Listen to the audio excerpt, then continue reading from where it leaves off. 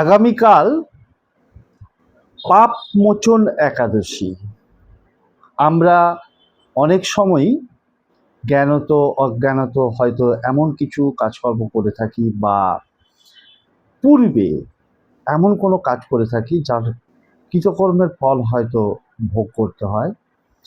সুতরাং সেই কৃতকর্মের ফল যাতে আমাদের ভোগ করতে না হয় এবং আমাদের জীবনের যে কোনো বাধা যাতে দূর হয়, মনের ইচ্ছা যাতে পূর্ণ হয়, সেই জন্য আগামীকাল আমরা অবশ্যই এই ক্রিয়াটা করব।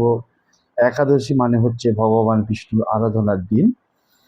সন্ধ্যাবেলায় 6:45 থেকে সন্ধে 7:45-এর মধ্যে একটি ঘিয়ের প্রদীপ ভগবান বিষ্ণুর সামনে জ্বালাবো।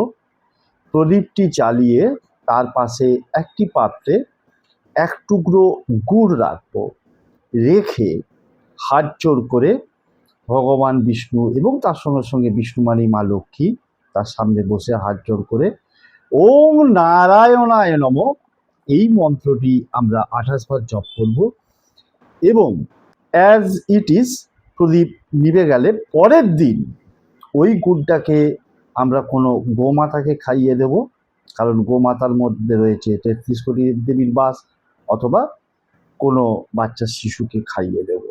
দেখবে সমস্ত বাধা দূর হবে এবং মনের ইচ্ছে ভগবান বিষ্ণুর আশীর্বাদে পূর্ণ হবেই হবে।